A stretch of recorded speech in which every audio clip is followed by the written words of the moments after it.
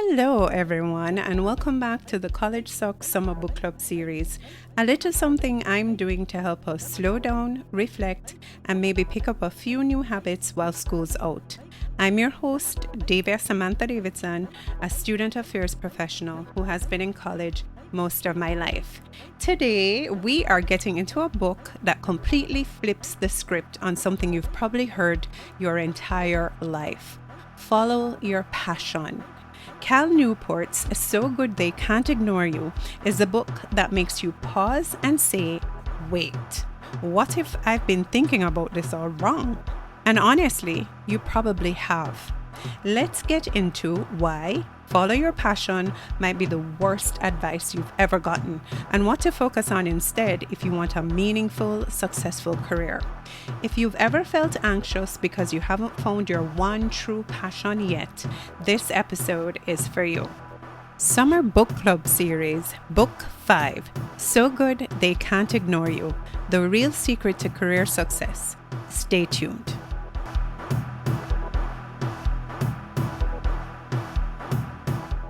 Now, let me first say I have 3 hopes for the book club. So I want to put you on books because I believe some of the solutions we seek can be found in the pages of books.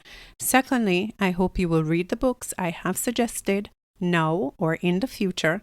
And finally, if you decide that you can't wrap your head around reading this book or any featured here, you can still leave each episode with useful information, gems, and tips. Now, why did I choose Cal Newport's So Good They Can't Ignore You? Well, it's because of the author, Cal Newport. He is an American computer science professor and productivity expert, best known for his work on deep work, focus, and career development. He teaches at Georgetown University. His writing career started with a newsletter dedicated to helping students find academic success. I honestly wish I had found out about him when I was pursuing any of my degrees.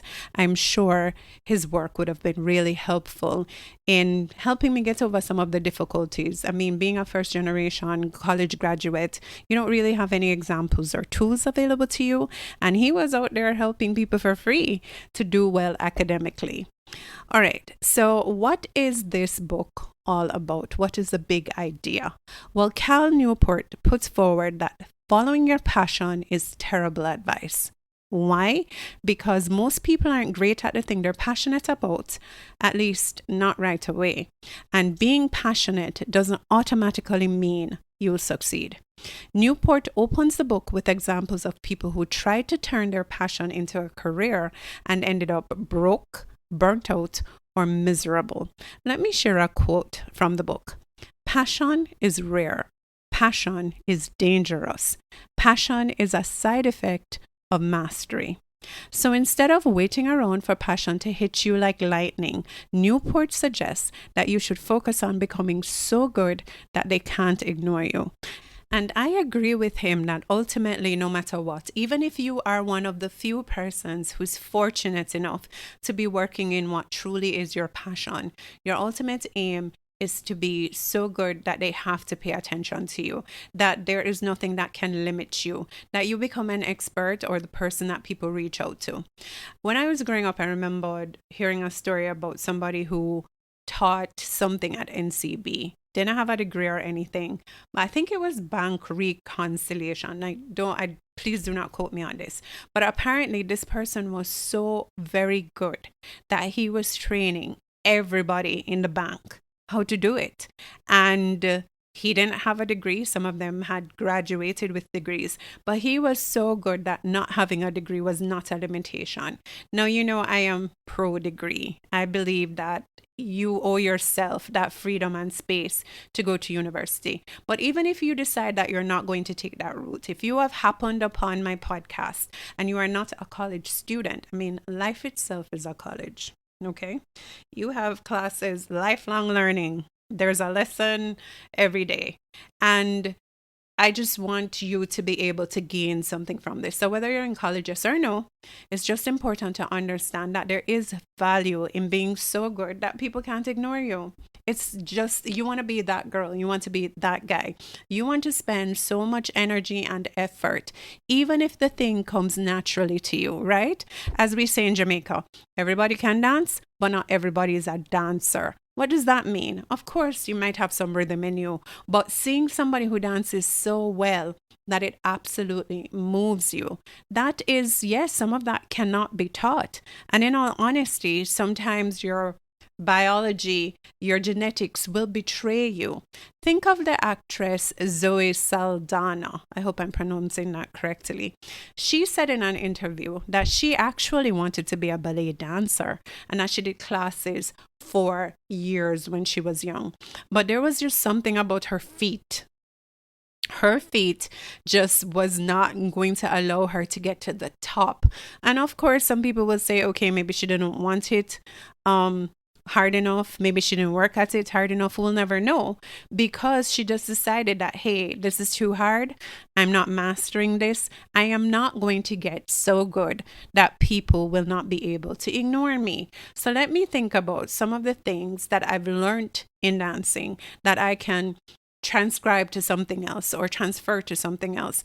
And no, I know you must have seen some movie that she's in, from Avatar to there's so many. I mean, right now when I need the examples, of course, they're not going to pop into my mind. And of course, I did not write it in my notes. But there are tons of movies that she's been in, and she's a really, really good actress. And I think that just learning to perform, learning to be disciplined, because being a dancer definitely trains you to do that, and pushing through when you're in pain, pushing through when you're tired, just working at something over and over again to get perfect at it, is how she got to the point of being an actress that was so good that they could not ignore her. And so oftentimes you are passionate about something, but the truth of the matter is you're also passionate about having a good life. You're also passionate about being able to go on vacation, buy a car, buy a house, buy nice clothes, have a couple diamonds in your jewelry box. I mean, there's nothing wrong with that. You have this one life, this one big, beautiful life, and you owe it to yourself to maximize your potential.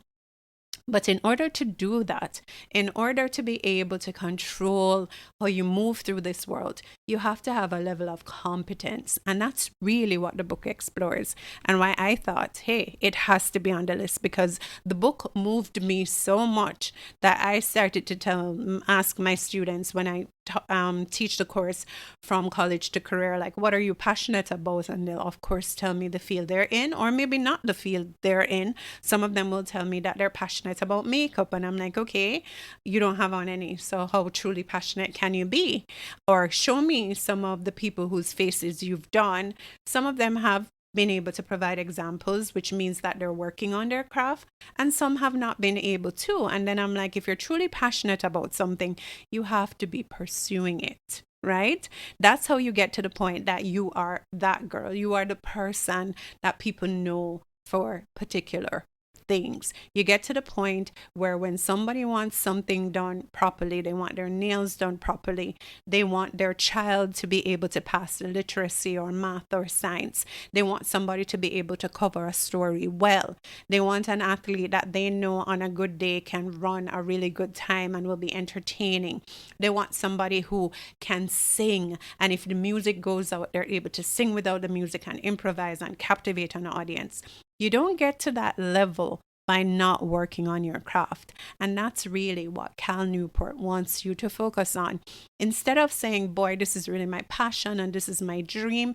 Because in all honesty, a lot of times what we think our passion is what we are socialized around.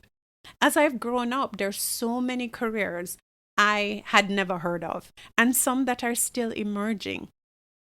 And who knows, I might want to pursue one of them. Now I'm in new media where I'm recording a podcast because I genuinely have a passion for advice, but I still have to work on the other things. I have to work on my diction. I have to work on recording, knowing how to speak in a microphone, that kind of thing. I'm hoping to get so good that nobody can ignore me, and I will be the go-to person for people in colleges and university globally. I don't mean only in Jamaica. Okay, I'm sending it out in the universe and I'm doing the work that is necessary to get there. And so when you talk about passion, you want to have the passion behind the work, because a lot of times you have people who have gone to medical school, to law school, to culinary school, and so many of them are not working in those fields because they realized that the passion was a dream, and that when it came time to the real serious work, to do those long hours, to have to deal with people dying, to have to deal with blood, to have to deal with standing up for hours in the kitchen over fire with a knife, that hey, this passion kind of sucks and I don't want to do it anymore. So it really is about finding out what you might be naturally aligned to and how to maximize in that area. I have had this discussion with my sister over and over again that if we had our lives to live again, for me personally, I would try to catch math. I would try to be better at it, because a lot of the fields that is high earning, they have to do with math. It's the truth. And I mean, sure, you have journalists, new media people, marketing people, sure. But at the end of the day, I am wondering if I didn't do myself a disservice by not pursuing chemistry harder, physics harder, math harder, because I just thought, oh, those don't come naturally to me. Instead of thinking, Davia, what do you really like? And if I'm honest, I like to be able to buy nice things. And here I am in education, one of the lowest paying fields in the world. And yes, I'm grateful for a job. And no, I am not suffering. I'm not going to be ungrateful. But I'm just saying, give yourself options in terms of thinking, what do you want to do? And how is it possible to earn the most from it, if that's what you're after? I mean, if you want to volunteer and if you want to be Mother Teresa, I am not one to stop you. Okay, if you are in the business of volunteering, I love that. If you love it, I like it for you. If you love it, I love it. I don't even like it. I love that for you. But I know times are hard, and I cannot stress enough that earning as much as you can is what you really should try to do, right? And think about it this way. You cannot always do what your passion is, because if I'm completely honest, I have a passion for being on vacation. I really enjoy that. And of course, people say then you could just work in the travel industry, but I'm not going to be on vacation all the time. I'm going to be planning other people's vacation. And then they might say, oh, you could go on vacation and vlog it. I don't really want a camera in my face all the time. So my passion is to try to get on vacation, not to be using it as a way to pay for the vacation, if you know what I mean. I happened upon an article once in the newspaper about a career criminal, somebody who had a career in counterfeiting. So they would forge documents and money. And they were before the courts somewhere in Montego Bay. And the judge said, you have a real talent for graphic design and that kind of thing. Why wouldn't you put it to creative use? I've always come back to that story in my mind because it just made such an impression on me. Because that person's passion is to be a criminal. Of course, they know that if they are good at designing, they could go into graphic design. But they just want to forge money and documents. That's what they like. They like to get over people in authenticating documents. That's their passion. You can see how this is not something that you can be doing daily. I mean, let's be clear. He was so good they couldn't ignore him because they locked him up multiple times. And at the time when he was being sentenced, it was Christmas. And the judge says, I cannot let you out because this is your peak season. Can you imagine access to circulating forged money? And no, this is your season. You have to stay locked up. So I guess, you know, he found his passion and it just ended up always being in jail. And it strengthens the point that Cal made that passion can be dangerous. So Cal introduces us to two mindsets. And you know, I'm into this mindset thing. And he talks about the passion mindset that says, what can the world offer me? Or the craftsman mindset that says, what value am I bringing to the world?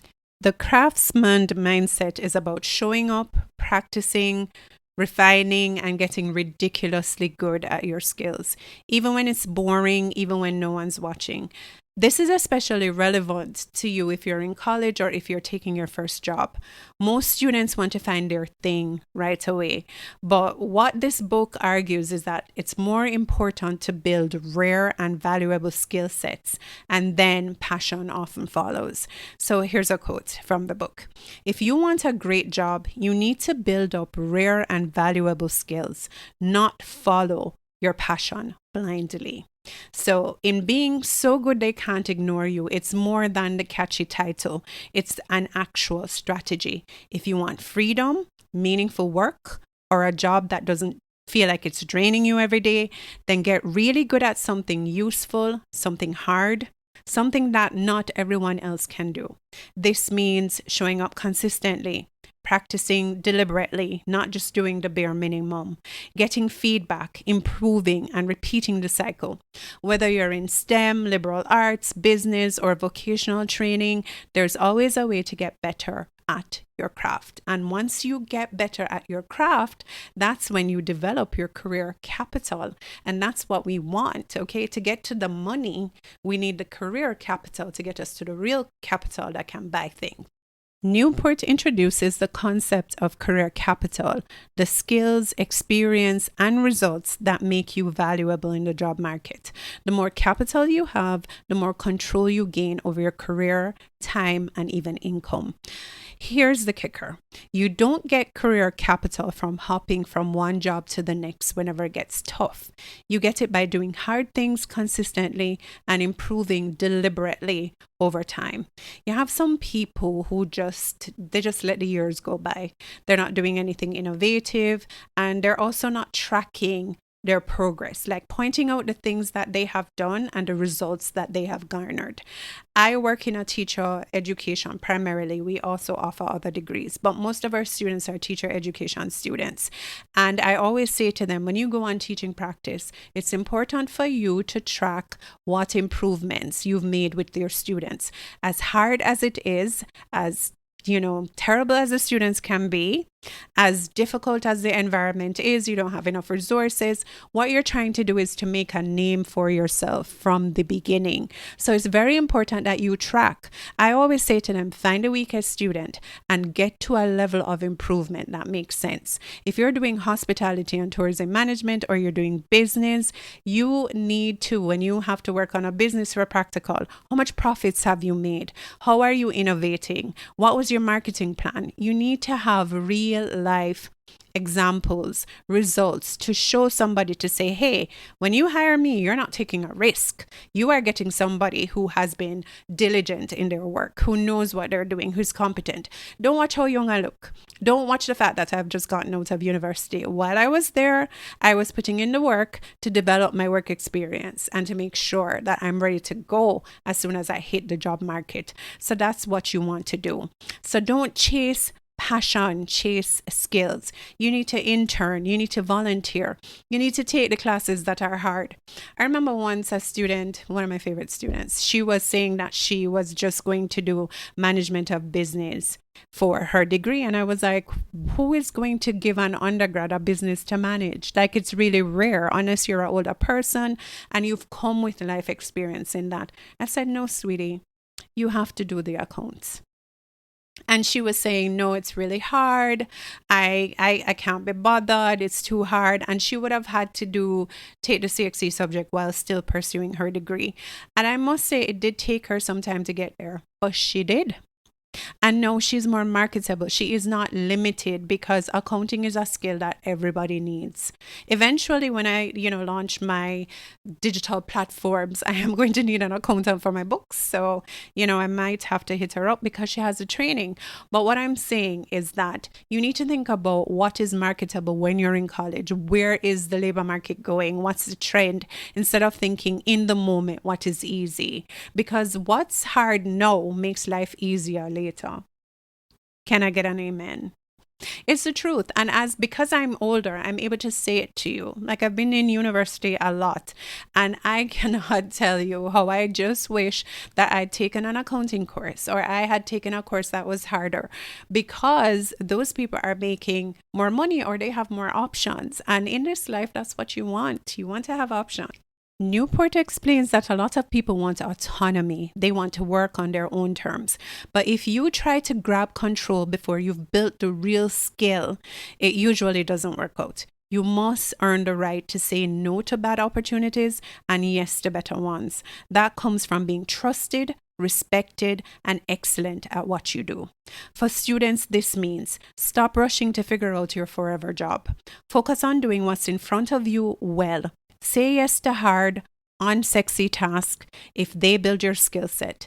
Get comfortable being uncomfortable. It's where growth happens. Another takeaway from the book is the concept of deep work and deliberate practice.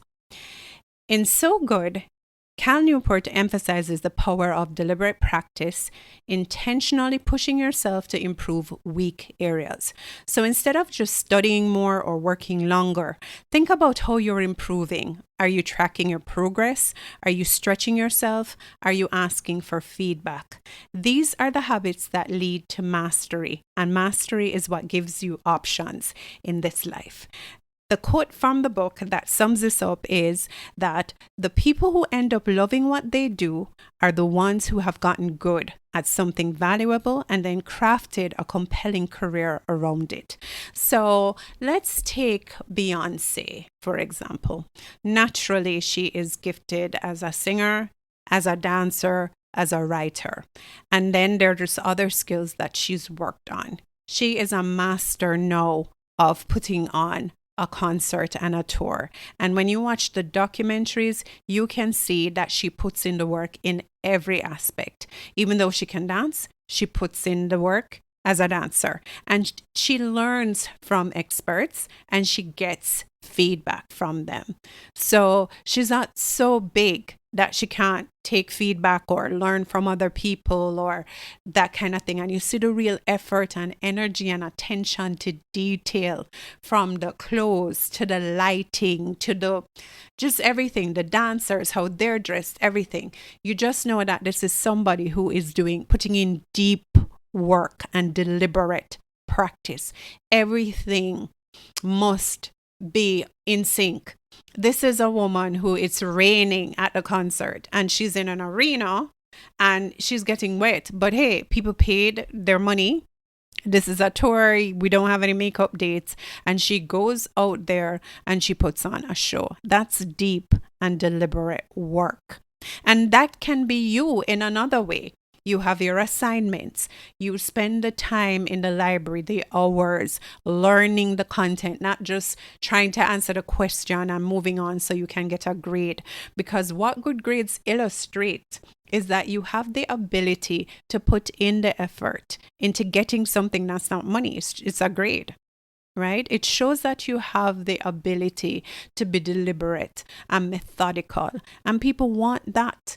A lot of times people talk about industries being saturated, right? There are enough singers, there are enough dancers, there are enough lawyers, there are enough nurses, doctors, engineers, Indian chiefs. But again, sure, there could be a lot of them, but the market is never saturated for good people.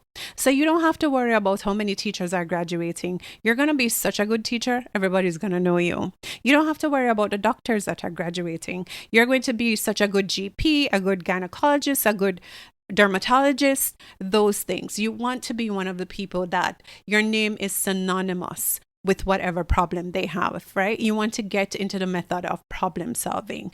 And so in order to do that, you have to put in the time. There's honestly no shortcuts. I really and truly wish that that was the case, because things are changing, things are evolving, and you have to, if even you are in the vocational field, if you are into photography, if you're a sound engineer, I mean, even the person my producer who does my editing for me, does all the ads, and she's constantly improving her craft, trying to learn new things by watching other people's promo, like really studying it and seeing how she can get better.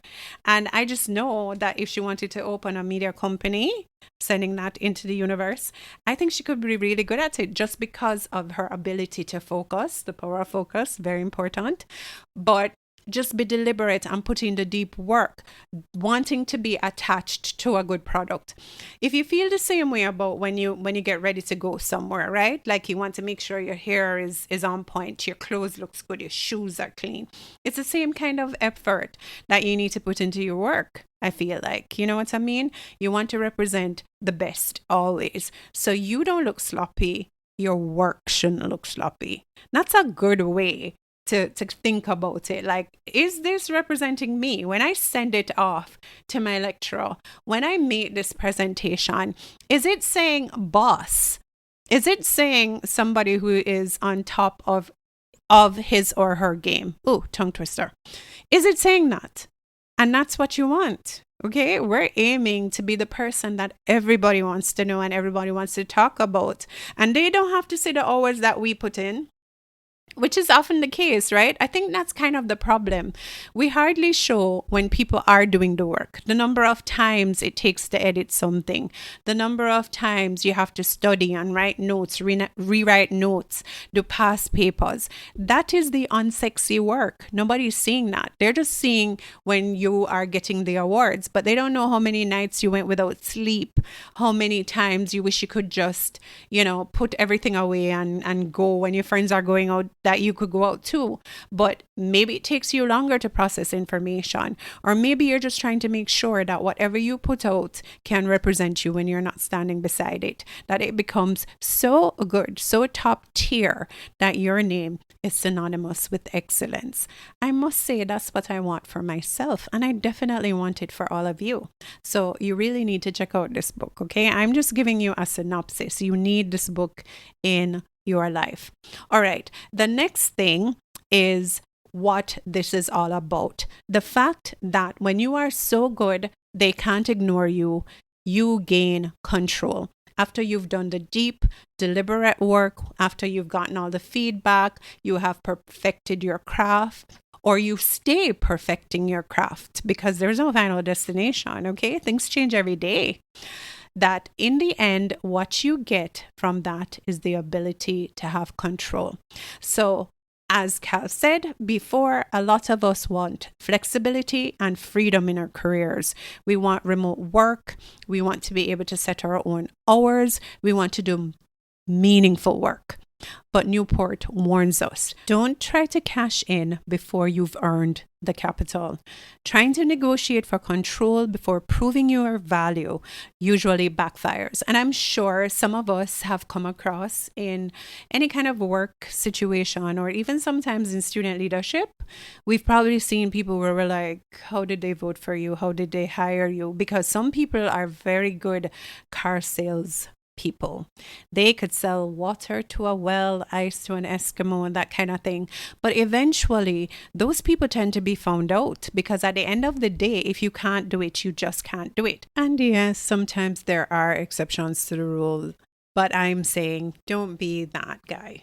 Be the person that really is competent. That way you're able to direct your own path as quickly as possible, because you are competent and you are being sought after.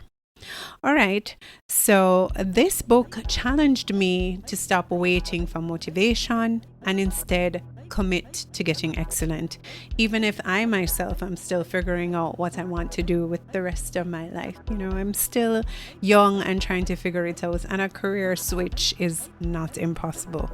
Who knows what I might get up to. So if you're sitting around feeling like I should know by now what my calling is, you are not behind. You just need to get to work. Become so good at what you're doing now that they can't ignore you, which might allow you the freedom to fully discover what else you might be good at, so that you can really follow your passion, which might be time off and really good pay. So that's it for this episode 5 of the College Sucks Summer Book Club series. Next week, we're back with The Mountain Is You by Brianna Waste. If this episode helped you, please like, share, subscribe, tag us, repost anything.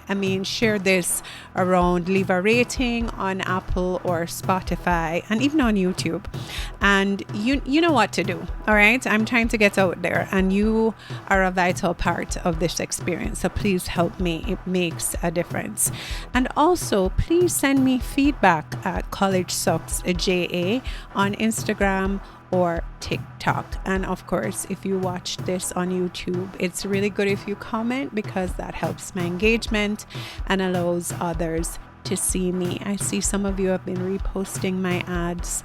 Thank you so much. I will also tell you thank you on behalf of the person who does it. She's doing an amazing job, and I am so grateful. Until next week, bye.